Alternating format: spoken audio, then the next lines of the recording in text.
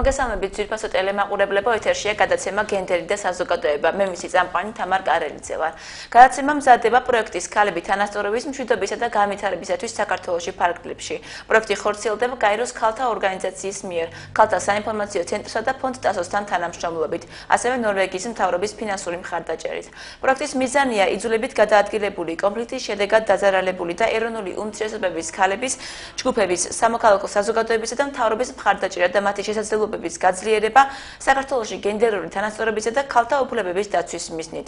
დღევანდელი ჩვენი გადაცემის თემაა სოციალური დახმარება.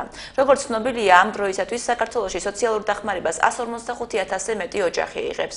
ძველი წესის თანახმად სოციალურ დახმარებას მიიღებდა ოჯახი, რომელშიც 17,000-ზე ნაკლებ ქულას მოაგროვებდა.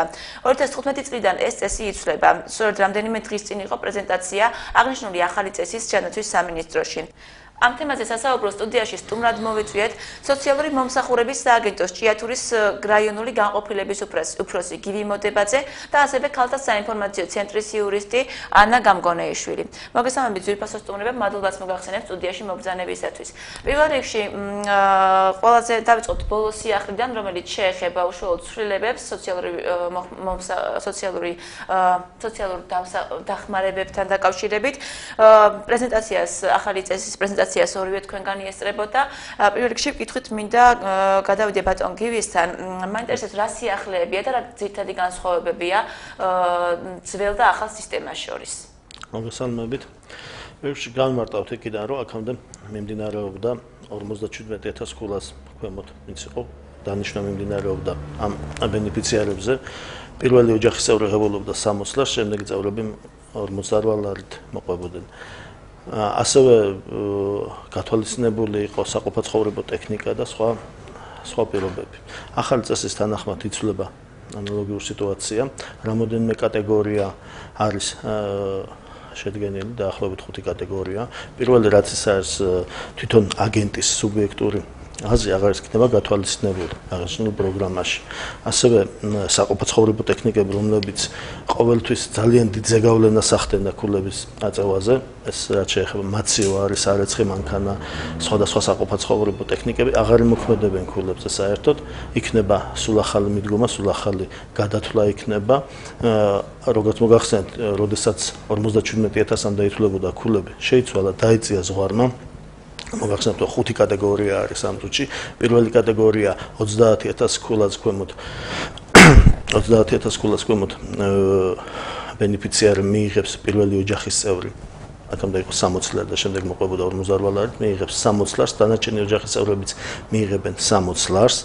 ანუ თანაბარი იქნება, აღარ იქნება განსხვავებები, დიფერენციაცია არ იქნება კუთხით და თუ ოჯახში იქნება ბავშვი, დანამატს მიიღებს ამ 60 ლარზე 10 ლარს. შემდეგ მოყვება 30,000-დან 57,000 ქულა. ამ ქულას ვინც დააკმაყოფილებს მიიღებს 50 ლარს ყველა ოჯახის წევრს და ისევე აქაც ბავშვი თუ იქნება ოჯახში, დანამატი იქნება 10 ლარი. აღნიშნული დანამატები მოხდა იუნისეფთან თანამშრომლობით, ჯანდაცვის სამინისტრო და იუნისეფის თანამშრომლობით და ეს პროექტი არის მათი უშუალო მონაწილეობით და ხდება. ასევე თვითონ ქულების დათვლა გაგრძელდება 57,000-დან 60,000-მდე, ვინც მიიღებს მოქალაქეები, მათ დაენიშნებათ 40 ლარის ოდენობით და ბავშვი ისევ მოქმედებს პროგრამაში 10 ლარით.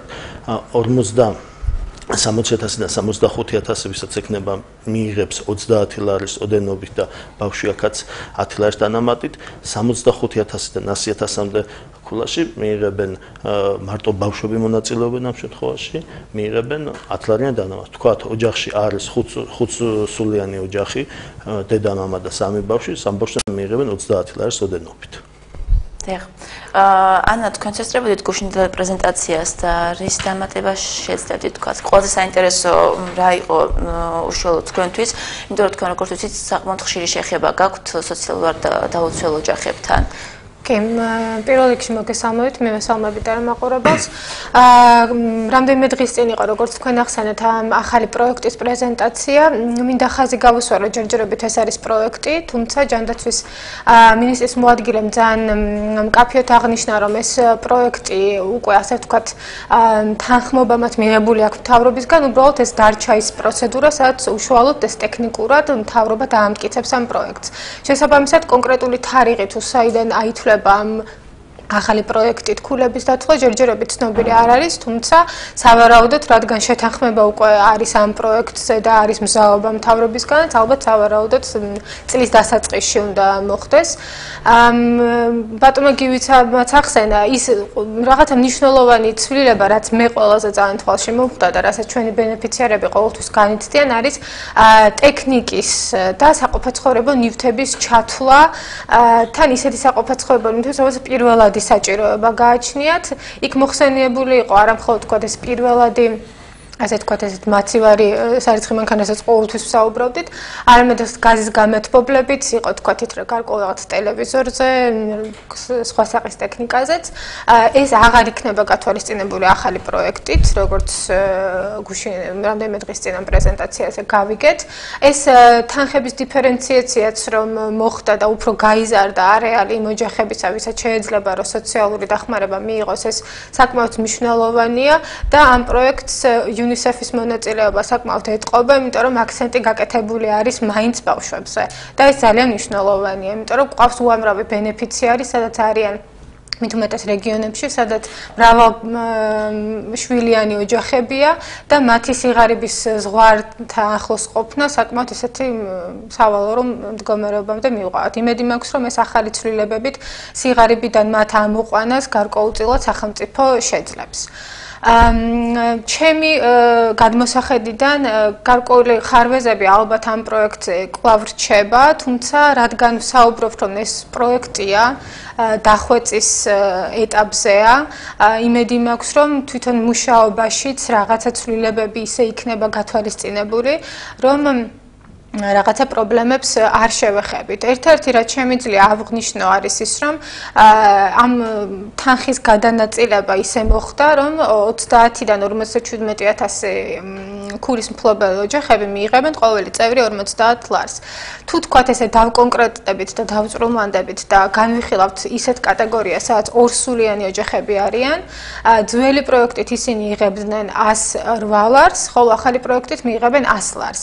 აი ეს პატარა ცდომილება შეიძლება ეს 8 ლარი ამ შემთხვევაში არ ჩანდეს რაღაცა კატასტროფულად დიდ თანხად, თუმცა იმ ოჯახებისთვის, რომლებიც შეფასებულები არიან ამ ქულით, მათი ფინანსური და მატერიალური მდგომარეობისთვის 8 ლარი არც ისე ცოტა თანხაა. შესაბამისად, შეიძლება ეს ხარვეზი რაღაცით მაინც აღმოიფხვრას, ან გარკვეული შეღავათები არსებობდეს ამ ოჯახებისთვის. ეს არ ვიცი, გაჩნია ამას თქვათ როგორ გაუმკლავდება, შემდეგ უკვე ეს პროექტი დამუშავების შემდეგ სამინისტრო პოზიტიური რაც ჩემთვის ძალიან იყო არის ის რომ აგენტები თავიანთ სუბიექტურ აზრს აღარ დააფიქსირებენ, რაც ხშირად ხდებოდა გარკვეული ცდომილების და გარკვეული ხარვეზის მაპროვოცირებელი და ალბათ ყველაფერი დამოკიდებული იქნება იმ პროგრამაზე, რაც ისაც ითვლიდა ქულებს და ახლაც ეს პროგრამა დაითვლის. თუმცა შემიძლია კვლავ გავხდეთ თუ რაიმე სხვა კითხვა გინდა და სხვა თემაზე გავაგრძელოთ, შემიძლია ვთქვა. გადავდეთ შემდეგ კითხვაზე. ანუ არის ის რომ ხშირად როცა თქვათ ბენეფიციარებს გარკვეული პრეტენზიები აქვთ, რატომ ქონდათ ადრე ქულები, მათი მდგომარეობა არ შეცვლილა, თუმცა მათ ქულები მოეხსნათ. ყოველთვის არგუმენტი სახელმწიფოს მხრიდან არის ის, რომ ჩვენ არ ვითვლით ამ ქულებს, პროგრამა ითვლის ამ ქულებს და პროგრამა რა ქულასაც დასვამს, ეს არის თქვენი ქულა. ამიტომ არ ვიცი, თუ გაგრძელდება ესეთი ტიპის ხარვეზები და პრეტენზიები, ალბათ ამ პროგრამის, თქვათ, ტექნიკური თვალსაზრისით, ალბათ რაღაცა გადახვევის რეკომენდაციასაც გავცემდი მე როგორც ერთ-ერთი ადამიანი, რომელიც თქვათ ამ სოციალურ ოჯახებთან ესეთი ხშირი შეხება მაქვს. ბატონო გივი, რამდენად ხშირად შემოდიოდა პრეტენზიები აქამდე, ან ეხლა რამდენად ხშირად შემოდი სოციალური დაუცველი მოსახლეობისგან იმის თავაზე, რომ თქვათ მათი კუთვნით სოციალური დახმარება და აგენტმა არასწორად დაუთვალა ქულები. ანუ და თუ ხდება შემდეგ გადახედვა აი ამ საკითხების. ანუ პირველ რიგში სულ დააღვნიშნოთ, აგენტი არ ითვლის ამ ქულებს. თვითონ არსებობს ფორმულა, რომელიც ფორმულაც აგენტი ავსებს, შემსებია დეკლარაციის, შემდეგ ოპერატორებს შეყავთ და ითვლის ეს, მაგრამ აგენტს აქამდე სწორად აღნიშნეთ, ჰქონდა სუბიექტური აზრი, რომელსაც აფიქსირებდა თავის ველში და ეს მოქმედებდა რა თქმა უნდა. იყო შემთხვევები და იარსებებს უნებრივია, იმიტომ რომ არსებობს ესეთი გამართული იდეალური პროგრამა, რაიმე ელემენტარული ხარვეზე, როგორც ახლა მაისაუბრა, მაგრამ მე დიდი იმედი მაქვს მომავალ წლიდან, როცა ეს მოცვადი იქნება, უფრო გაიშლება ეს პროგრამა და საერთოდ ამიტომაც მოხდა ამ პროგრამის ასე დიფერენციაცია და უფრო მოცვადი და ყველასადმი მისაწვდომი გახდა იმის გამო, რომ იყო ეს პრეტენზიები არსებობდა და დიდი იმედი გვაქვს, რომ ეს ნელ-ნელა შემცირდება და აღარ იქნება ეს. მაგრამ კიდევ ხარვეზე ყოველთვის არსებობს, შენიშვნები ყოველთვის არსებობს, ეს პროგრამა თავიდან 2006 წლიდან, როდესაც დაიწერა, მაშინაც იყო სულ სხვა კუთხით ვითარდებოდა, ახლა უკვე სხვა მოდელია, ანუ ხდება ცვლილებები, ხდება რაიმე დამატებები და მზად არის მთავრობას და ჩვენც ამისათვის, რომ ეტაპობრივად თუ რაიმე ესეთი შენიშვნა იქნება და ხარვეზე იქნება გამოსწორდეს. ჯერ პროგრამამ უნდა დაიწყოს მუშაობა და უნდა ნახოთ შედეგი, როგორი იქნება და შემდეგ შეიძლება იმ ელემენტარულზე საუბარ, რასაც აღნიშნეთ. კი, ბატონო გივი, აქამდე როცა ვთქვათ მოსახლეობა პრეტენზიით მომართავს სოციალური მომსახურების სააგენტოს, მაგ შემთხვევაში თუ ხდება ხელახლა შემოწმება ამ ოჯახების, იყო თუ არა ვთქვათ მithumetes როდესაც სოციალური აგენტის აზრის გათვალისწინებაც ხდებოდა მინიჭებისას. ანუ ხდება როგორ არა, ჩვენ გვაქვს უფლება გადავამოწმოთ 1 წლის მე არის კრიტერიუმები, ან უნდა მოხდეს 1 წელი უნდა იყოს გასული ქულის მინიჭებიდან, ან უნდა მოხდეს ჯანმრთელობის მდგომარეობის გაუარესება, ან მიგრაცია უნდა მოხდეს, ან უნდა იყოს, ან ქონება უნდა შეიძინოს, ან უნდა დაკარგოს. არის რამოდენიმე მიზეზი, რომელიც გაგაწყვეტნებთ, მე ვგულისხმობ თქვათ პრეტენზიის მომართვის ზუსტად მაგას ზუსტად ეს არის დაწერილი კანონია, რომელსაც ამას ვახორციელებთ, მაგრამ არის კონკრეტული შემთხვევები, როდესაც უკმაყოფილოა, ნუ ახლა ბუნებრივია 100 მომართვიდან 100-ს ვერ გადაამოწმებთ, იმიტომ რომ თუ იქ ის მდგომარეობა, როდესაც მოდის ჩვენთან მოქალაქე პრეტენზიით, ჩვენ უკითხავთ მას ამ დეკლარაციას და ვეუბნებით, ეს ასეა, ეს ასე, ანუ იქ პენსიის საპენსიო თანხა არის, იქ მაცივრის ქონა იყო, ნუ აქამდე რაც იყო. თუ იქ ყველაფერი იგივეა და ჩვეულებრივად დაიწერა, ის უკვე ფორმულამ დათვალა. თუ არის ისეთი მდგომარეობა, რომ მართლა რაღაც შეუსაბამოა, ჩვენ განცხადების საფუძველზე შესწავლა ხდება ხელახლა ამ ოჯახის, უფრო სოციალურ აგენტს ევალება აღნიშნული კრიზისული ოჯახი, აღნიშნული თქვათ საჩივრით შემოსული ოჯახი და ხელახლა ისწავლება და ყოფილა შემთხვევები, როდესაც გადამოწმება მომხდარა, ნუ უმეტეს შემთხვევებში მაგრამ მოსულა დაბალი ქულები, ვინაიდან რაღაც ყოფილა რაღაც პრობლემები.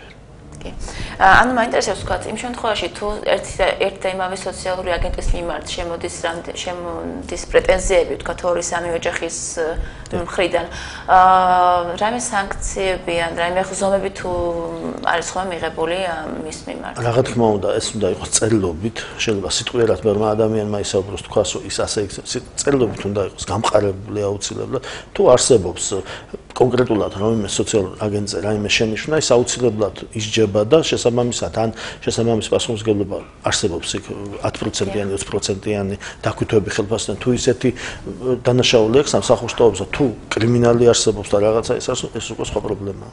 კი. ანუ ერთეთხოვება პასუხი ამ შემთხვევაში. კიდევ ერთხელ მინდა დავასწროთ თავიდან დავბრუნდეთ ახალ წესს. ანუ ოჯახი, რომელიც იღებს სოციალურ დახმარებას, მას თუ ხელახალი შემოწმების შემდეგ ექნება სახლში მაცივარი, ექნება ეს სარიცხი მანქანა, მას აღარ დააკლდება ქულები, ხო? კი ბატონო, თუ კიდევ ანუ აღარ პროგრამაში აღარ მონაწილეობს ტექნიკები, საერთოდ მაცივარი, ნუ რო ჩამოუთვალოთ ძალიან შორს წაგვიყვან. ის ყველა აუცილებელი საყოფაცხოვრებო ტექნიკები აღარ მონაწილეობს. თუმცა იგივე ახალი მაცივარი, ახალი ტექნიკა, რომ ავეჯი ასე შემდეგ. გარდა ავტომობილისა, რომელიც ავტომობილი ფლობაში, ავტომობილი მონაწილეობს ბუნებრივად, ახლა ავტომობილი, კეთილმოწყობილი სახლი, ეს სოციალურად დაუცველი ნამდვილად არ არის, ხო?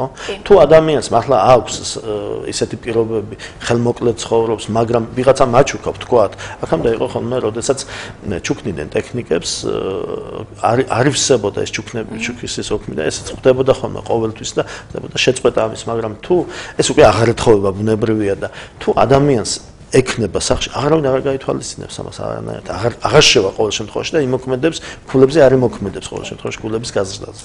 ასევე ბინის რემონტთან დაკავშირებით მაინტერესებდა, მაგალითად ოჯახი, რომელიც ცხოვრობს ავარიულ სახლში და ერთ წლის შემდეგ მივიდა სოციალური აგენტი და აღმოაჩინა, რომ შერემონტებულია, ხელი აქვს შეველებული სახლს. ამ შემთხვევაში ახალი წესის მიხედვით როგორ ხდება? აი ამის თქმა მინდა, როდესაც განაცხადი იწერება, განაცხადი ივსება, ვალდებულებას იღებს თვითონ მოქალაქე, რომ ყოველი მას ოჯახში ცვლილება, საზღვრის კვეთა და ასე შემდეგ ჩამონათვალია, ის ვალდებული აცნობს სააგენტოს. როდესაც მოხდება იმ ოჯახის რაღაც მიზეზით გადამოწმება, ან სახელმწიფოს ითმო, არსებობს რამოდენიმე მექანიზმები.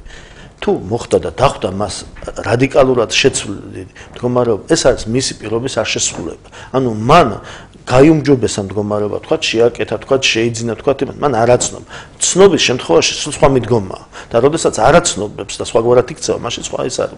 დამალა მან ფაქტიურად, პრაქტიკულად სხვაგვარადაა ეს სიტუაცია, ადამიანი ცხოვრობდა გაჭირებულ მდგომარეობაში და უცბად რადიკალურად შეცვალა. კარგია, ეს განაცუდია, რომ ადამიანმა კარგისკენ წავიდა, გაარემონტა სახლი, მაგრამ არის სხვა გაჭირვებულები, რომლებზეც საფიქრალია პარალელ რეჟიმში.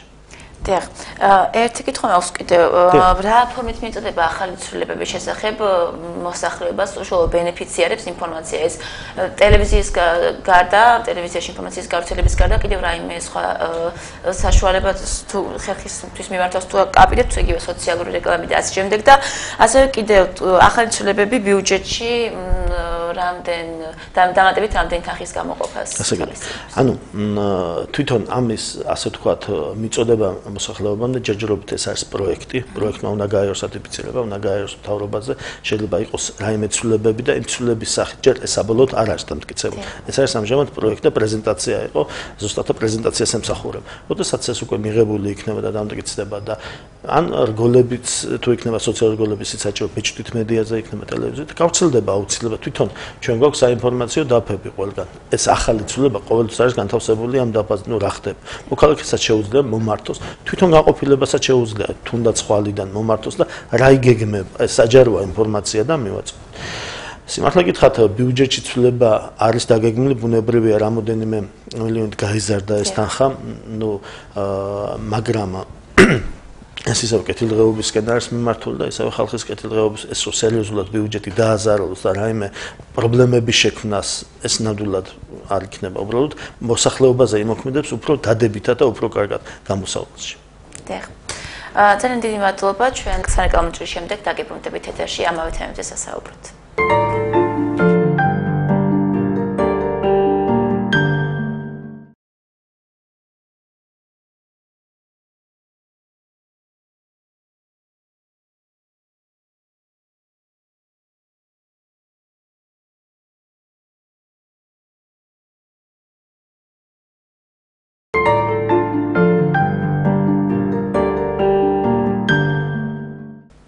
ბრუნდები სტუდიაში, შეგახსენებთ, რომ ჩვენი გადაცემის დღევანდელი თემაა სოციალური დახმარება და ბენეფიციარები, ასევე ახალი წესი და ახალი ცვლილება, რომელიც სავარაუდოდ მომავალი წლის დასაწყისიდან უკვე ამოქმედდება. აღნიშნულ საკითხთან მიმართებით. ჩვენი გადაცემის სტუმრები არიან შეგახსენებთ კიდევ ერთხელ ქალთა საინფორმაციო ცენტრის იურისტი ანა გამგონეიშვილი და სოციალური მომსახურების სააგენტოს ჭიათურის რაიონული გაყოფილების უფროსი გივი მოდებაძე. მე მინდა კითხვით გადავიდე ისევ ანასთან, რომელსაც უშუალო შეხება აქვს სოციალურად დაუცველ მოსახლეობასთან, როგორც ვიცით, ცოტა ხნის წინ იყვნენ და კიდევ დამატებით შეისწავლეს რამდენიმე ოჯახის მდგომარეობა. ძირითადად რა საკითხების ყველაზე მძიმე შემთხვევები რო გავიხსენოთ, თქვათ, რომელშიც სადაც მოსახლეობას არ აქვს სოციალური დახმარება, ან რა დამატებით ინფორმაცია ჭირდება და რაც დამატებითი დახმარება ჭირდება და რამდენად აქვთ მათ ინფორმაცია, ვის უნდა მიმართონ ასეთ შემთხვევებში. კი ბატონო, მოგახსენებთ, ამ პროექტის ფარგლებში, რომელიც ვახსენეთ და ხორციელდება ქალთა საინფორმაციო ცენტრის და ფონდ ტასოს და ასევე გაეროს ქალთა ორგანიზაციის დახმარებით, ამ პროექტის ფარგლებში ჩვენ რამდენიმე სამიზნე რეგიონი ყავს, მათ შორის არის საჩხერის მუნიციპალიტეტიც, რომელიც ყველაზე უახლესი ეს შემთხვევები გვაქვს და ამიტომ გავამახვილებთ მასზე ყურადღებას. ჩვენ ასეთი მუშაობის, ესეთი შემუშავებული გვაქვს, ასე ვთქვათ, ტექნიკა, რომ ჩავდივართ პირველ რიგში თვითონ ადგილზე, სოფლებში, ამ კონკრეტულ შემთხვევაში ეს იყო სოფელ პერევი. რადგან ჩვენი პროექტი ასევე კონფლიქტით დაზარალებულ მოსახლეობასაც ეხება. ხვდებით მოსახლეობას, პირადად ვიღებთ მათგან ინფორმაციას, თუ რა ტიპის დახმარებები ესაჭიროებათ მათ, რა არის მათი ზოგადი პრობლემები და ეს ყველაფერი შემთხვევები შემუშავდება და მერე გადის, ასე ვთქვათ, ერთი ფანჯრის პრინციპის შეხვედრაზე. ეს შეხვედრა გულისხმობს უკვე ადგილობრივი ხელისუფლებიდან, ასევე ცენტრალური ხელისუფლებიდან, სამინისტროებიდან ვიწვევთ თანამდებობის პირებს. ისინი უშუალოდ პირადად ხვდებიან ბენეფიციარებს, ბენეფიციარები თავად საუბრობენ მათ პრობლემებზე და იქ ადგილზევე ვეძებთ გარკვეულ გზებს, თუ როგორ შეიძლება მათი პრობლემები მოგვარდეს. ძალიან თვალშისაცემი იყო ამ პერევის შემთხვევაში სოციალური დახმარების არ ქონის მომენტი. ხშირი იყო ისეთი кейსები, როდესაც ვაწყდებოდით, რომ ოჯახს ჰქონდა სოციალური დახმარება, თუმცა შემდეგი გადამოწმების დროს მათ ეს მოეხსნათ და ოჯახის განმარტებით მათი მდგომარეობა თუ არ გაუარეს და არ გაუმჯობესდა ყოველ შემთხვევაში. ანუ კონკრეტული მაგალითებზე რამდენად საუბარი ხა სახელდაგვარებით საუბარს ალბათ არ დავიწყებთ, მაგრამ არის მაგალითები, როდესაც ჯანმრთელობის მდგომარეობა ესეთ კრიტერიუმად არის გათვალისწინებული, ხომ? ანუ ონკოლოგიური პაციენტიც ყავდა, ბენეფიციარი, მისი მდგომარეობა გასაგებია, რომ თქვათ, ონკოლოგიური პერიოდების განმავლობაში სამწუხაროდ მისი მდგომარეობა დამძიმდა და მას 2013 წელს მოეხსნა სოციალური დახმარება, აი ზუსტად ამ ფონზე. იგი არის ასევე მარტოხელა. გასაგებია, რომ ბენეფიციარს ამ შემთხვევაში აქვს იმის უფლება, რომ 1 წლის მერე მოითხოვოს აგენტი და ამ აგენტმა თავიდან გადაამოწმოს ეს ოჯახი. თუმცა, როდესაც ხარ 88 წლის ონკოლოგიური ავადმყოფი, შესაძლებელია, რომ შენ ვერ მიაღწიო აი ამ განცხადების დაწერამდე, მიაღწიო აგენტამდე და შენ უბრალოდ ესე გულხელდაკრეფილი დარჩე. და არაფერი, ანუ ის რაც რეალურად შენ გეკუთვნის, შენამდე არ მოვიდეს სამწუხაროდ. ანუ არის ესეთი ხარვეზები, მე ამას ალბათ უფრო ხარვეს დავარქმევ, როდესაც ვამბობდით ამ აგენტების სუბიექტურ შეფასებაზე, კონკრეტულად აი ამ მაგალითზე შემიძლია ვთქვა, რომ თავად ეს ბატონი აცხადებდა, რომ როცა აგენტი იმყოფებოდა ჩემთან, რომ მკითხა თქვა გარკვეული რაღაცეების შემოსავალი, ასე შემდეგ და მკითხა ყავს თორე შვილები. და როცა გაიგო რომ ყავს მას 3 შვილი, ეს იყო მათი საუბრის დასასრული. თუმცა ის არ ჩაკითხულა მათ მშობლების შვილების შრომის უნარიანობაზე, რაც მნიშვნელოვანი უნდა იყოს, იმიტომ რომ თუ შვილები არ ყავს შრომის უნარიანი, არ აქვს, ანუ მისი მოვლის საშუალება, თქვა, იწევს დაბლა, ხო, ეს ქულა. ანუ ამ შემთხვევაში თუ ეს პროგრამა ისეთი სახით წავა, ეს ახალი პროგრამა, რომ აგენტს უკვე აღარ ექნება იმის უფლება, რომ აი ასეთი რაღაცეები, ასეთი კითხვები დასვას და თქვა პასუხები არასწორად მიიტანოს, თქვა იმ პროგრამამდე, რომელიც მე უკვე ქულას თვლის. მგონია, რომ უფრო ავირიდებთ თავიდან ესეთ სავალალო შემთხვევებს, რაც თქვა ამ კონკრეტულ შემთხვევაში გქონდა. გვაქვს ერთი ესეთი შემთხვევაც, სადაც მრავალშვილიან ოჯახსთან არის გვაქვს საქმე, ეს არის 4 მცირეწლოვანი ბავშვი, მათ ყავთ ბებია და მშობლები, თუმცა მშობლები მამა არის შეზღუდული შესაძლებლობის მქონე, დედას არ აქვს დანიშნული პენსია და არ აქვს თქვათ ეს სტატუსი, თუმცა უბრალოდ ის არ მისულა ამ სტატუსის მოსათხოვად, თუმცა გარკვეული სამედიცინო შეფასებებით ისიც მასაც ეს შეზღუდული შესაძლებლობის მქონეა. ბავშვები ამ შემთხვევაში არიან სრულიად დაუცველები, ხანში შესული ბებიის ასე ვთქვათ, მისახედი, რომელსაც თავად ქალბატონს თავად ჭირდება მიხედვა. მნიშვნელოვანია, აი ბატონი გივიცი საუბრებს ამ რომ ახალი პროგრამით იგეგმება, რომ სოციალურ მუშაკებმა სოციალურ აგენტებთან ითანამშრომლონ. რაც მნიშვნელოვნად უსმევს ხას, მithumetes თუ ეს UNICEF-ი არის ჩართული, ამაში ბავშვების თემა საკმაოდ ამოწეული უნდა იყოს ამ შემთხვევაში, იმიტომ რომ აი ამ კონკრეტულ 4 ბავშვს ამ შემთხვევაში იმ ოჯახში გაჩერება, სადაც ისინი არიან, მათთვის წარმოუდგენელია. მიუხედავად იმისა, რომ მათ სოციალურ დახმარებაც ენიშნებათ, თქვათ იქ ბებიის პენსია, ეს რაღაცა თანხამდე ავდივართ, თუმცა თანხის არამიზნობრივად გახარჯვა ხდება მათი მშობლების მხრიდან და აქ უკვე სხვა პრობლემას ვაწყდებით, რაც სოციალურ მუშაკმა, ასე ვთქვათ, რაღაცა ეს, არ ვიცი, ძალიან უნდა იაქტიუროს. ჩავართობით ბუდისტმა ვითხოვთ, უბრალოდ აღნიშნულ საკითხთან ჩვენ გვყავს სოციალური მუშაკები და სახლი გვყავს, სადაც შეიძლება ამ ბავშვების განთავსება თუ ოჯახი ვერ უზრუნველყოფს. კი ბატონო, ფინანსურად ვაძლევთ, მაგრამ სწორი მიმართულება არ აქვს. ყავს ოჯახის ტიპის საოჯახო ტიპის საცხოვრებელი სახლები გვაქვს, სადაც ისეთი პირობებია შექმნილი, აღზელებს გვია დედა და მამა, ბიძა და ვიცოლა. ანუ იქ ყვებაც ხდება მათი, განათლებაც ხდება და ოჯახური ტიპის ის არის, საცხოვრებელი და სხვა მდგომარეობა. აღნიშნულ ფაქტს შეიძლება რომ გავაკეთოთ, მithumetes არსებობს საჩხერის ტერიტორიაზე არსებობს ასეთი საოჯახო ტიპის სახლი. აი ესეც მაგაზე მინდოდა მეკითხა, რამდენად არის საკმარისი რაოდენობა ამ საოჯახო ტიპის სახლების, რომ თქვათ აი ესეთი ბავშვების განთავსება მოხდეს იმიტომ რომ როდესაც მახსოვს 2 წლის წინ როდესაც დაიხურა დიდი საბავშვო სახლები, სწორედ ამ საკითხზე იყო საუბარი, რომ ეს შეიძლება გამხდარიყო პრობლემა, შეზღუდული ადგილები აი ესეთ საოჯახო ტიპის საბავშვო სახლებში. საოჯახო ტიპის სახლებში შეზღუდული არ არის. იქ შეუძლია, მაგრამ მომართვიანობა თვითონ ისეთი, რომ ოჯახს არ უნდა ბავშვი რო გაუშვას სხვა იმაში. დობის ფაქტორიც სხვაგვარად უყურებს ოჯახი, რომ თუ ოჯახზე მაგალითად საჩხერის საოჯახო სახლში 3 ადგილი თავისუფალია ამჟამად.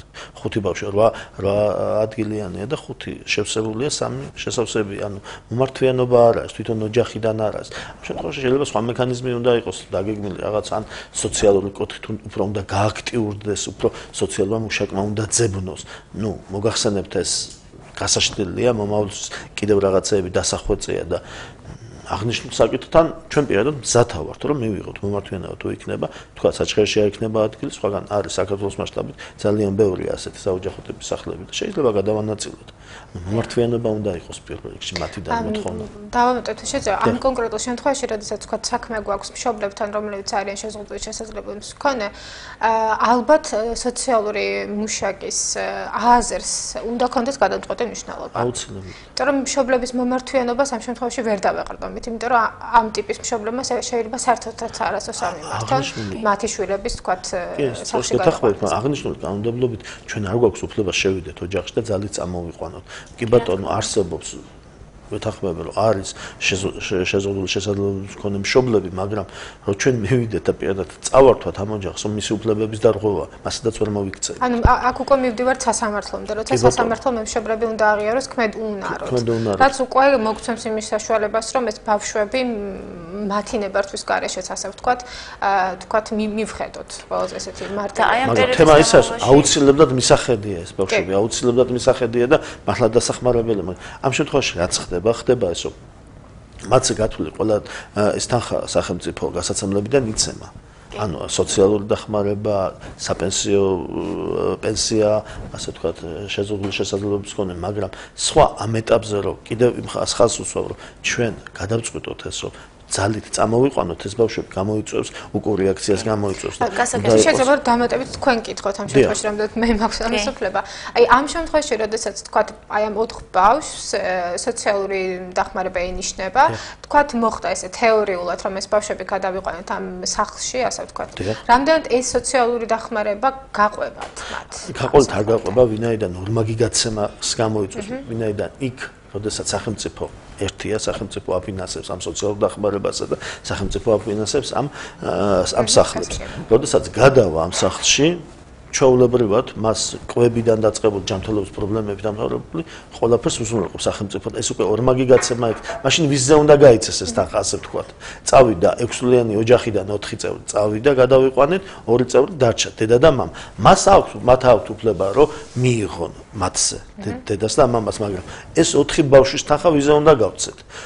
ვინმეს გადაურიცხოთ სხვას თუ რა? ანუ მათი ბავშვები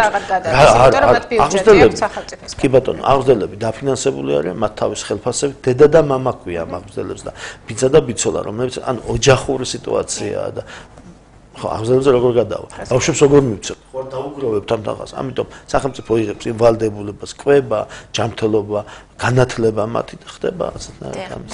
კიდევ ერთ რაღაც მაინტერესებს, თუნდაც აი მსგავს შემთხვევაში, როგორც ახსენა ჩვენმა სტუმარმა, ჩვენმა ერთ-ერთმა სტუმარმა, იმ შემთხვევაში, როდესაც ასეთ პირობებში ხდება ბავშვების აღზრდა და სახელმწიფოს არ აქვს საშუალება იმის, რომ წამოიყვანოს ეს ბავშვები იქიდან და მიცეს მათ ნორმალური აღზრდის გარეშე.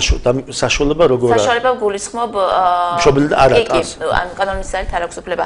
თუ ხდება გარკვეული პერიოდულობის განმავლობაში მათზე ინფორმაციაზე დამხედველობა, მისვლა შემოწმება და ასე შემდეგ, იმიტომ რომ დაახლოებით მსგავსი საკითხი იყო ზუსტად შარშანდელის შემთხვევა იყო ბათუმში, როდესაც შიმშილით გარდაიცვალა ბავშვი და ეს იყო ერთ-ერთი მიზეზი ის იყო, რომ თქვა სოციალური აგენტებმა წაუყრუეს ასე ვთქვათ ამ სიტუაციას. აქ სოციალური აგენტის რაიმე ვალდებულება თავდება იქ, როდესაც მას ენიშნება ეს დახმარება. აქ არის უკვე სოციალური მუშაკი. სოციალური მუშაკი აუცილებლად ყოველგვარი რაიმე გადაუდებად ჩვენ ყავს ასეთი კრიზისული ოჯახები. სოციალური მუშაკი პერიოდულად აკეთებს ვიზიტს ოჯახში. ნახულობს ამ მდგომარეობა და ხდება ამ ოჯახის გაძლიერება. გაძლიერება რა კუთხით? იქ შეიძლება საწოლი, შეიძლება მაცივარ, ეხლა მოგეხსენებათ, დაიწყო ახალი პროგრამა. პირველად საქართველოში მსგავსი პრეცედენტი არ ყოფილა, 1000 ლარის ოდენობით შეიძლება ცოტა მეტისიც ხდება ოჯახზე გადაცემა. ანუ ოჯახი კრიზისულად ჩართვა ხდება იმის საფუძველზე, ოჯახმა პირველში უნდა მოგმართოს. მაგრამ ხდება, როდესაც თუ ის მუშაკი, ჩვენი სოციალური მუშაკი მასთან ყოველდღიურად აკეთებს, ყოველ თვეში თქვა ორჯერ, სამჯერ ვიზიტს, ეთქვის, რომ ასეთი მდგომარეობა და უნდა დაიწეროს განცხადება. ამ განცხადების საფუძველზე ხდება ამ ოჯახის გადამოწმება. გადამოწმება რა პრიორიტეტებია გასაკეთებელი. ჩვენ ამჟამად ჭიათურაში გავაკეთეთ 25 ოჯახის კრიზისში ჩართვა და მოხდა ასეთი რაღაცა. ზოგს მოვიდა მაცივარი, ზოგს მოვიდა სარეცხი მანქანა, საკვები, საწოლები და მოხდა ამის დარიგება.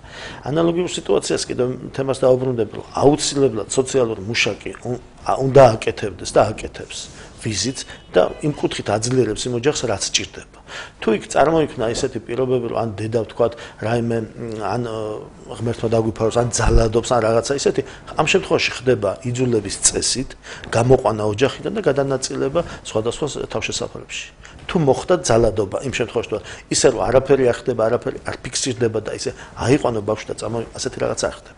ჩვენ ყველა ოჯახი გვყავს ასე თუ ისე სოციალური მუშაკებიდან ნანახი და ნახულობენ. მაქსიმალურად ხდება ამ ოჯახებთან ურთიერთობა და ეხლა უფრო კიდე გაძლიერდება ეს თემა, იმიტომ რომ ესენი ფიზიკურად დადიან, ფეხით დადიან, მიდიან რაღაცეები და გაძლიერება მოხდება ამ სოციალური მუშაკების მომავალი წლიდან იგეგმება ეს. თუ შეიძლება რომ დავამატო, როცა ძალადობას გულისხმობთ, ვამბობთ, ალბათ მხოლოდ ფიზიკურ ძალადობას არ გულისხმობთ. რა თქმა უნდა, ფსიქოლოგიური ძალადობა ყირილია, ზედმეტ რა თქმა უნდა. ამიტომ თქვათ, ისევ თუ დავუბრუნდებით ძველ შემთხვევასაც ბათუმში და ახალ შემთხვევასაც, როდესაც ბავშვი საკვები არ მიდის, ალბათ ესეც ძალადობის ფორმად უნდა ჩავკეროთ. რა თქმა უნდა. ოჯახიდან და ანალოგიურად დასკვნა უნდა დაიწეროს, ანუ ხდება ასეთი რაღაცა, მასე არ შეიძლება ხო რომ წამოვიყვანო. დასკვნას დაწერს სოციალური მუშაკი. ამიტომაც არის სოციალური მუშაკი დაწერს დასკვნა. აუცილებლად და მათი აზრი გაძლიერება. სოციალური მუშაკი დაწერს დასკვნას, რომ ამ ოჯახში ხდება ამ კუთხით, ან თქვა ძალადობა, ან ფსიქოლოგია, ან საკვებს არ აძლევს, ნუ რაც. ამის შემდეგ იხილება კრიზისული საბჭოები არის რეგიონულ დონეზე, იხილება ეს ის დასკვნის შემთხვევაში, დადებითი დასკვნის შემთხვევაში ბავშვები გადავყავს. არ არის მაგის პრობლემა. ჩვენ გვყავს მინდობით აღზის ოჯახები გვყავს, რომლებსაც სახელმწიფო გარკვეულ თანხებს უხდის. ეს ოჯახებში ვითარდება ჩვეულებრივ თუ საოჯახო ტიპის დაწესებულებებში ვერ მოხდება, ოჯახები ყავს, რომლებიც სურვილის გამოთქვა შეიძლება მათ ყავდეთ 2 შვილი, 3 შვილი, ან 1 შვილი და აიყვანონ ეს ბავშვი და ჩვენ რაღაც ანუ სახელმწიფო რაღაცა ოდენობით თანხით აფინანსებს ამ იმას. ყავს რამოდენიმე ოჯახი არის ჭიათურაში, 4 ოჯახია, რომლებიც ამ პროგრამაში მონაწილეობს.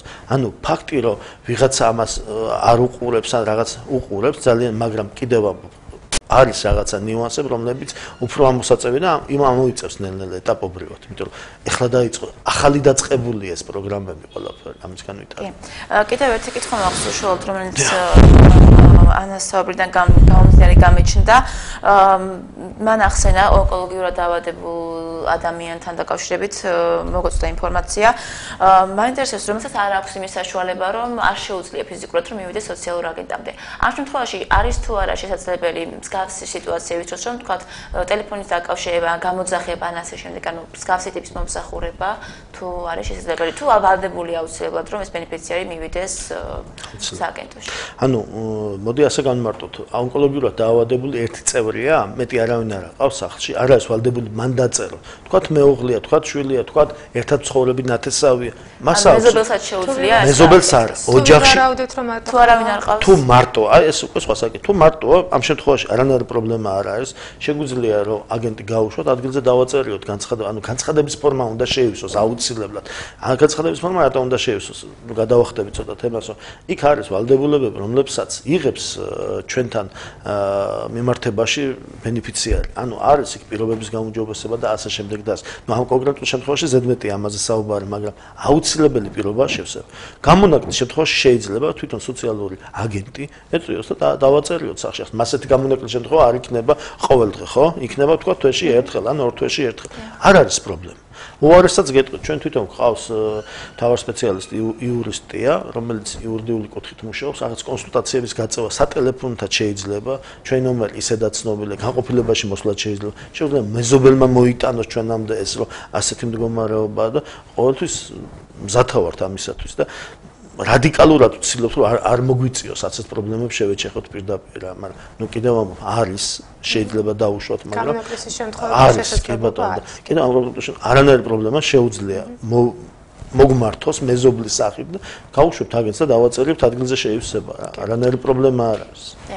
ცეჰეპატიტთან დაკავშირებით მინდოდა მეკითხვა კიდევ, როგორც ვთქვით, ახალი ინიციატივა არის ჩანაცვლის სამინისტროში ცეჰეპატიტის მკურნალობის შესახებ და პაციენტს დაავადებულს შეუძლია მოგმართოს თქვენ. რა პროცედურები იქნება ამისათვის გასავლელი საჭირო, როგორ უნდა მოიქცეს ეს ადამიანი, რომ მიიღოს შესაბამისი დახმარება? ანუ მოგეხსენებათ, რომ მიმდინარე წელს 2014 წელს სხვა კუთხით ვითარდებოდა 2015 წლიდან არის ისეთი პრეპარატის ჩვენი ჯანმრთელობის მინისტრი გახდათ ამერიკაში და უპრეცედენტო შემთხვევა მე მგონი რომ გაცილებით არ ვიცი ფაქტიურად ძალიან დაბალ ფასებში ძალიან ძვირადღირებული პრეპარატი ეძლევა ძალიან დაბალ ფასებში მაგრამ აქამდე იყო როგორი მდგომარეობა მოქალაქე უნდა მოგმართოს ჩვეულებრივად განცხადებით და უნდა წარმოადგინოს კვლევა ნუ რა დონეზე აქვს ის დაზიანებული ორგანო მოგეხსენებათ ღვიძლს აზიანებს ყველაზე მეტად თვითონ ის დაზიანებული ორგანო შეიძლება იმ მდგომარეობაში იყოს იმ პრეპარატის მიცემა შეიძლება უკუშედეგი მოგცეს ამიტომ იყო საჭირო ეს კვლევის არსებობა და ეხლა უკვე 2015 წლიდან სხვაგვარად იქნება სიტუაცია თვითონ დახვეწილია გასუფთავებულია ყველაფერი წარმოადგენენ ჩვეულებრივად მათზე საჭირო ინფორმაციის სახით წარმოადგენენ რა ჭირდება როგორ ჭირდება და გადაცემა მოხდება ამ პრეპარატის გასაგებია კიდევ ერთი კითხვა მაქვს რომელიც ბოლო პერიოდში რომელმაც ბოლო პერიოდში საკმაოდ დიდი აჟიოტაჟი გამოიწვია ეს არის დასაქმების საკითხი სოციალურად დაუცველი მოსახლეობისათვის ძალიან ბევრი სოციალურად დაუცველი ადამიანი ემბობს უარს სამსახურზე რომელსაც თქვენ სთავაზობთ და მოტივი არის ის რომ არის იმის საფრთხით გაგებიან იმის საფრთხის წინაშე რომ მოეხსნათ სოციალური დახმარება რამე ულტიმატუმია სპეციალური რომელსაც თქვენ უყენებთ მათ თუ რის გამო ამბობენ ესენი უარს ანუ სოციალური მომსახურების სააგენტოში ხდება დარეგისტრირება სამსახურის მაძიებელთან ჩვენ ჩვეულებრივად ყოველგვარ რამე პრობლემის გარშე ვარეგისტრირებთ და ხდება SMS-ის სახით შეთავაზება სამსახურის ზოგს იურიდიული უფლება მათი უარის თქვან ამაზე შეთავაზებულ სამსახურზე მაგრამ ჩვენ რაიმე ულტიმატუმი წავუყენოთ რომ აუცილებლად უნდა დაიწყოთ არ არის ასეთი სოციალური მოხსნა თვითონ კანონით არის დარეგულირებული როდესაც ადამიანი სამსახურს იწყებს და მის ოჯახს შემოსავალი ეძლევა აუცილებელი პირობა ამის გადამოწმება მოხდეს ხელთავიდან ეს არ ნიშნავს იმას, რომ აუცილებლად მოეხსნება. შეიძლება იყოს დაბალი ხელფასი კონდეს, თქვა 200 ლარის ოდენობით მუშაობდეს, მაგრამ მოხდეს მისი ოჯახის ხელახლა გადამოწმება და არას გამორიცხული მოუვიდეს მას თანხა. ეს არ არის ის აუცილებელი მექანიზმი, რომ ვინაიდან მუშაობა დაიწყოს, всё, გაჩერდა. მას აქვს, კი ბატონო, დაიწყოს მუშაობა, აბა მართლა სოციალურზე ხომ არ იქნება ადამიანი მთელი ცხოვრების განმავლობაში. პირიქით ის უნდა ცდილობდეს სამსახურს, ახალ შემოსავალს, ახალ განვითარებას მისი გონებისას, ენერგიისას და აქედან გამომდინარე, ეს არის პირიქით იდეალურად ადამიანზე, როდესაც სამსახურს გთავაზობს, ხო? და ახლა უარს ამბობენ ეს მათი უფლებაა რომ უარ თქვან ეს ზოგი რათია გამოწვეული ზოგი ამას კვლევა ჭირდება და ზუსტად მაგის დასკვნას დიახ გასაგებია ანა თქვენ შემთხვევაში შესწავლისას და მოსახლეობასთან შეხვედრისას თუ ქონიათ მსგავსი შემთხვევა რომ შეხვდათ ადამიანი რომელმაც უარი თქვა მუშაობაზე ან შეხვდათ ადამიანი რომელიც დათანხმდა შემოთავაზებულ სამუშაოს და ეს საფრთხები და რისკების შესახებ ხშირ შემთხვევაში უფრო გვაქვს ისეთ შემთხვევებთან შეხება, როდესაც უარს ამბობენ. მათი მთავარი мотиваცია არის უბრალოდ რაც ბატონო გივი მახსენა რომ შესაძლებლობა და მაღალი რისკი იმის რომ სოციალური დახმარება მათ მოეხსნათ. თუმცა თუ ეს სამსახური არის მათი რაღაცა გარკვეულწილად გარანტი და შემოსავალი რაღაცა პერიოდზე, არ ამგონია რომ რომელიმე ბენეფიციარმა ამაზე უარი თქვას. ძირითადად უარის თქმა არის ისეთ სამსახურზე, რომელიც გარკვეულ დროებით სამსახურს მოიცავს, თუნდაც 3 თვიან და 4-იან თვიან და სავარაუდოდ ჩემი ვარაუდი ისაა, რომ მათ არ უღირთ ამ 4 თვიანი სამსახურის გამო სოციალური შეწყვეტა ხდება თუ შეჩერება და მე თავიდან ეს შეფასება და ასე შემდეგ ამ პროცედურების გავლა. აი ეს არის მათი მთავარი შიში, ასე ვთქვათ, რომ არ იწყებენ ამის გამო, რომ ეს იქნება თქვათ დროებითი სამსახურები. მარტო სამთვეზე არ არის საუბარი, შეიძლება ადამიანმა კონტრაქტი გაუფორდოს და უფრო დიდ ხანს ემუშაოს. ნუ არის სამთვიანი სამუშაოებია, კი ბატონო, მაგრამ სამთვიანი არის თამის პრობლემა. კი, რა თქმა უნდა, არ არის ეს მხოლოდ ასეთი შემთხვევები. მე უბრალოდ რასთან მქონია შეხება, ძირითადი მოტივი არის უარის თქმის არის ზუსტად ეს. კი. კიდევ ერთი კითხვა მაქვს, რომელიც მეტნაკლებად აქტუალური შეიძლება იყოს. არის ისეთი შემთხვევები, როდესაც ოჯახები ცხოვრობენ, ასე ვთქვათ, სახელმწიფო საკუთრებაში, შენობებში, როდესაც ამბობენ, ვთქვათ, ბინა დაენგრათ და იმათ საცხოვრებელში შეუძლებელია ცხოვრება და არის შემთხვევები, როდესაც ეს ადამიანები ცხოვრობენ ან შედიან ასეთ სახელმწიფო საკუთრების შენობებში იმისათვის, რომ მათ მიიღონ სოციალური დახმარება. ან შესაძლებელია ვთქვათ, ეს ადამიანები იყვნენ ჩამოსულები რეგიონებიდან და იმისათვის, რომ ცხოვრობენ თბილისში, ან კონდეთ მეტი საშუალება დედაქალაქში ცხოვრების, ასე ვთქვათ, ამბობდნენ, რომ მათ არ აქვთ ბინა. აი ესეთ დროს როგორ ხდება კონტროლი, გადამოწმება და რამდენად არის შესაძლებელი, რომ ადამიანები იღებდნენ სოციალურ დახმარებას ისე, რომ მათ კონდეთ ყველაფერი იმისათვის, რომ არ იყვნენ სოციალური დაუცველები საკუთარ თავს თვითონ მიხედონ. ანუ კონკრეტულ შემთხვევებში ახლა მაგასაც ალგე განხილვა უნდა, მაგრამ ზოგადად რო ვისაუბროთ, არის ასეთი სიტუაცია, როდესაც მოქალაქე, თქვათ, შეიჭრება და ცხოვრობს და თქვენ აღნიშნეთ, რომ შეიძლება მას კონდეს საკუთრებაში ის. თუ ის რეგიონში. და კონდეს სოციალური დახმარება. სოციალური დახმარება თუ აქვს, ჩვენ გადამოწმება ხდება, ჩვენ საჯარო რეესტრის ბაზები გვაქვს, საჯარო რეესტრთან მასზე არსებული ქონება. თუ მასზე არსებული ქონებაა, ეს ყველასათვის ნათელია, მაშინ ვერც თავშესაფარს მოითხოვს ეს ადამიანი და ვერც სახლი თუ აქვს, მოკლედ რომ ვთქვათ. მაგრამ ხდება ასეთი რაღაცები, შეიძლება ქონდეს გადაფორმებული ან შვილზე, ან სხვა პიროვნებაზე, ან ძმაზე, ფლობელი არ იყოს თვითონ. ამ შემთხვევაში ცოტა ძნელია ამის გარკვევა არის თუ არა თვითონ ამ ქონების ფლობელი, მაგრამ არის კიდევ სხვა მექანიზმები, რომლებიც არაოფიციალურადაც მეზობლების გამოკითხვით აგენტიდან და ასე შემდეგ გამომდინარე, ვიღებთ ამ ინფორმაციას და შეიძლება ამის დადება საბოლოოდ. ანალოგიურად მოხდა ხოლმე რამოდენიმე ფაქტი, მოხდა შეჭრა, რომელიც ითხოვდა, მაგრამ მათ დაუდეს საცხოვრებელი, რომ ჰქონდათ საკუთრებაში რაღაც გარკვეული ქონება და იქ მოიხსნა ესე მეტი. კიდევ ერთი კითხვა მაქვს, მაგალითად, როდესაც უფრო დედაქალაქზე მაქვს აქცენტი იგივე თქვა, შეგვიძლია რაიონულ ცენტრებზე ვისაუბროთ, როდესაც ადამიანი იჭრება სახელმწიფო საკუთრებაში და ითხოვს თავშესაფარს შემდეგ როგორც სოციალურად დაუცველი, თუმცა მას ის წამოსულია სხვა რეგიონიდან, სადაც მას თქვაც აქვს სადაც ის უფრო მეტად არის ინტეგრირებული. ასე შემთხვევაში, მაგრამ იმას ეკუთვნის სოციალური დახმარება იმისათვის და თავშესაფარი ეკუთვნის, იმიტომ რომ თქვათ, ძმა არ აძლევს თავშესაფარს, ოჯახი არ აძლევს, ბინა არ აქვს ასე შემდეგ. ხდება მისი დაბრუნება ისევ თავის რეგიონში, ასე ვთქვათ, თუ ის ყოფილება ხდება იმ სადაც ითხოვს იმ ტერიტორიაზე. ანუ მაგ კიდევ კონკრეტული შემთხვევები სხვაგვარად შეიძლება საუბარი, მაგრამ შეჭრა თვითონ ფაქტი შეჭრა არის არასწორი. ახლა შედიხარ სახელმწიფო ქონებაში ან კერძო საკუთრებაში, ეს არასწორია თვითონ ფაქტი, მაგრამ ზოგი იყენებს ახლა მე ახლა არ ვიცი კიდევ ამბობ მაგ მაგალითები, მაგრამ მისი უკან დაბრუნება და თუ ძმა, როგორც თქვენ აღნიშნეთ, ძმა არ აძლევს, დედა არ აძლევს, მამა არ აძლევს, ის მართლა ცხოვრობს და თავშესაფრის გარშემო, ამ დროს აი სოციალურ სამსახურს შეუძლიათ მოგვაკითხოთ, სოციალური მუშაკი იმუშავებს და შეიძლება სპეციალიზირებულ დაწესებულებაში გავათავსოთ.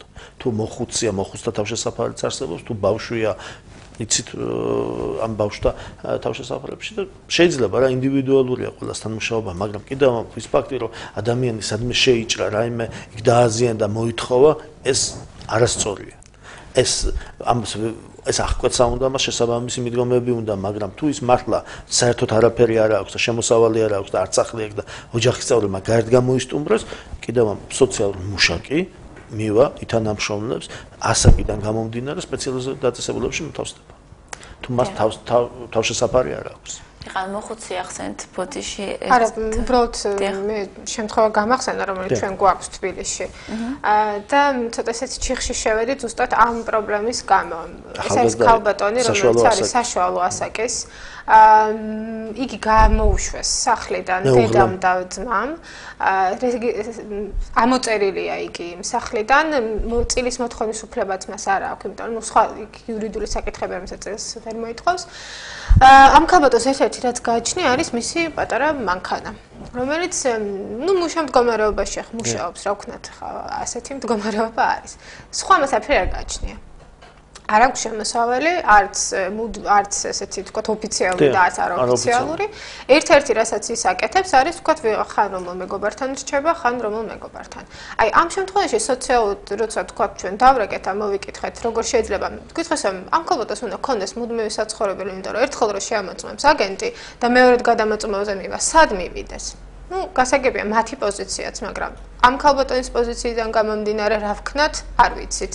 იმიტომ რომ ან მოუწევს რომ თქვათ ამ მანქანაში იცხოვროს, მანქანა გააკეთოს, თქვათ ესეთი აკუმულატორი ამოიღოს, როგორ ქართულად არ ვიცი და არა მუშა მდგომარეობაში, ან სადმე ქუჩაში თქვათ მოიწყოს პატარა ფარდულივით და ეს იყოს მისი მუდმივი საცხოვრებელი. სხვა გამოსავალი ამ ქალს.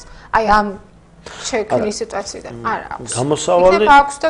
გამოსავალი არის იმის რომ ახლა როდესაც იქ თქვა იქირავა და სიტყვაზე ვამბობ და სადმე შევიდა ხო იქ ყოველთვიურად ხო არ შეიცვლის და წელიწადში 12 ჯერ ხომ არ შეიცვლის ბატონო როცა ვერ ქირაობს ანუ შემოსავლიდან გამომდინარე სადღაც ხომ ათებს ღამეს მე ვთქვათ მეგობართან სწორად მომთაბარეთ ხო ეს ინდივიდუალური ანუ მეგობრის სახლში თუ ანუ მას ეუბნებიან მეგობრები რომ კი იცხოვრე ჩემთან მუდმივად თუმცა როცა ვერ მოუწევს სოციალურ სამოდელო პირობა ხელი შეშლება პირველი ავტომობილი რომელიც მშამდგომარეობაშია და მის სახელზე ერიცხება მეორე მაშინ ოჯახის წევრებიც უნდა სადაც იცხოვრებს ის ოჯახის წევრებიც უნდა შემოწმდეს ხო იქ ზოგს ხელფასი ექნება ზოგს სხვა შემოსავალი და შანსი იქ არ მოუვა მას ხო დახმარება ეს ინდივიდუალური შემთხვევაა ახლა მართლა თქვენი თქმის არ იყოს თუ რაიმეს მოაწყობს ისე თავშესაფარს იმ თავისი ხელით იმ თავშესაფარშიც შეიძლება რომ ბუნებრივია შემოწმდეს საქართველოს მოქალაქეა